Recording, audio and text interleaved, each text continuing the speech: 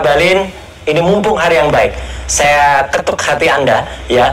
Adakah bersedia bersaksi di bawah Al-Quran bahwa tuduhan Anda saya menerima dana besar itu benar atau tidak? Saya berani bersumpah di bawah Al-Quran bahwa itu tidak benar sama sekali. Itu bohong, Bang Abalin. Oke, Bang Abalin, responnya gimana tuh? Nanti putar ulang semua podcastnya, kemudian dengar baik-baik, pakai hati, pakai pikiran dengan teduh, bahwa proses tuduhan terhadap Jokowi 10 tahun dengan ijazah palsu itu, berapa biaya yang digunakan? Itu dana besar kan, Mas? Karena itu begitu begini. Dengar dulu, dengar. Ini hanya suci loh, Bang Abalin. Mas Roy ngomong, saya dengar, jadi kalau saya ngomong Anda dengar. Karena itu saya bilang, hanya urusan ijazah palsu 10 tahun. Berapa biayanya itu? Banyak kan? Karena itulah yang saya bilang supaya saya pikir nanti Kompas buat satu forum khusus, kita ngomong tentang materi ini ya. Biar kita perjelas satu persatu. Kita tunggu bawa Al-Quran, Bang Abalin. Oke. Juga undang-undang Quran juga ngatur. Saya sebagai ahli tadi, bukan sebagai penyidik. Kalau sebagai ahli, ya, itu tersandang di pundaknya itu akademisi dan peneliti. Ada nomor NIDK-nya, nomor induk dosennya sebagai peneliti. Nggak bisa ngaku-ngaku saya sebagai peneliti. Ya, memang saya peneliti. Gimana sih? Yang ketiga, mari kita lihat dulu, memang saya peneliti. Undang-undang perlindungan data pribadi. Ada undang-undangnya. Undang-undang perlindungan data pribadi. Nomor berapa? Bentar. Baca lagi. Saya yang buat. Saya Undang-undang tahun 2022. Tidak ngatur soal ini, Mas. Saya ikut merancang undang-undang perlindungan pribadi. Undang-undang keterbukaan publik nomor 14 tahun 2008 pun saya ikut merancang. Kalau memang Anda, Mas Roy, yang membuat undang-undangnya, Anda harus ngerti. Hahaha, sok ahli tapi ditanya undang-undang kok nyontek. Lihat Mas Roy dong langsung hafal. Tes gitu Pak relawan. Jadi lebih baik persiapkan dulu biar nggak bikin malu golongan. Terkesan dadakan aja Pak. Ya udah kita ke video selanjutnya saja lah ya. Oke bos, semoga video yang berikutnya bisa memberi pencerahan ya. Ayo let's go. Bismillahirrahmanirrahim. Bung Aiman, saya minta waktu untuk menyampaikan sebuah hadis yang relevan sekali dengan hiruk pikuk bangsa kita. Bismillahirrahmanirrahim.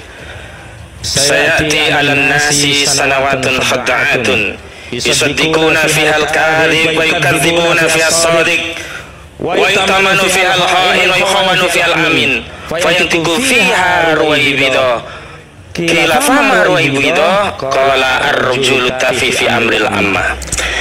Nabi kita Muhammad sallallahu alaihi wasallam bersabda, kelak akan datang tahun-tahun penuh kebohongan, tahun-tahun penuh tipu daya, tahun-tahun penuh dengan fitnah. Yang bohong dianggap jujur, yang jujur dianggap bohong, yang khianat diberi amanah, yang amanah dianggap khianat. Lalu ketika itu akan ada ruwaybito nanti bicara. Kemudian para sahabat bertanya, karena istilah ruwaybito itu belum dikenal para sahabat kita itu. Apa itu ruwaybito ya Rasulullah?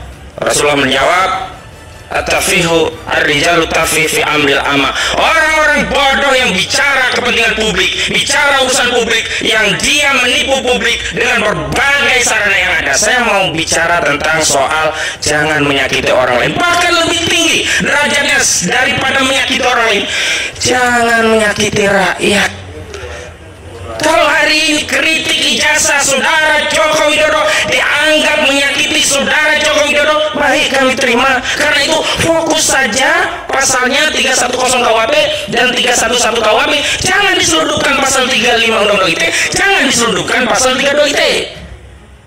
Yang kedua, kalau memang saudara Joko Widodo merasa tersinggung, bagaimana dengan rakyat yang hari ini sudah sekian kali dibohongi? Mobil SMK 11.000 triliun, anak-anakku tidak ikut politik, tidak ada import, dan seterusnya. Apakah rakyat tidak sakit hati?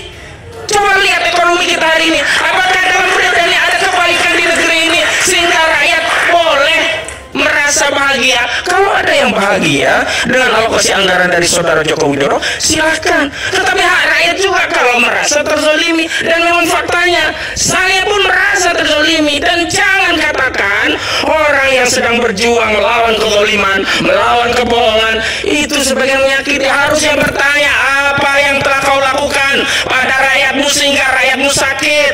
Pak Jokowi, kalau melihat ini, tolong apa yang kau lakukan pada rakyatmu, bangsamu, sehingga urusan yang sepele hanya menunjukkan selembar ijazah kau tidak lakukan, kau tidak punya sikap negarawan, lebih memilih proses hukum dan ingin mengambil pilihan memenjarakan seorang ibu yang punya anak hanya demi kepuasan bahwa semua harus diselesaikan secara hukum. Saya masuk yang kedua, tadi pendekatan objektif, yang kedua pendekatan subjektif.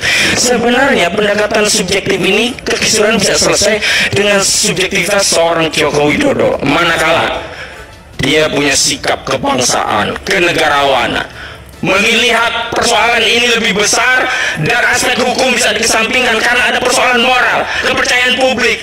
Tidak mau anak bangsa teradu domba dengan persoalan ini. Kenapa? Karena kalau proses hukum akan ada banding, kasasi, ini lama. Proses itu sederhana, subjektivitas seorang Joko Widodo untuk menunjukkan ijazah aslinya kepada publik dan selesai. Dan karena sampai hari ini saudara Joko Widodo tidak kunjung menunjukkan ijazah itu kepada publik, maka patut diduga saudara Joko Widodo memang menginginkan bangsa ini terus terbelah, mengadu domba di antara rakyat, dan memang ingin memenjarakan rakyatnya di tengah legasi yang dia merasa sudah berbakti pada rakyatnya selama 10 tahun.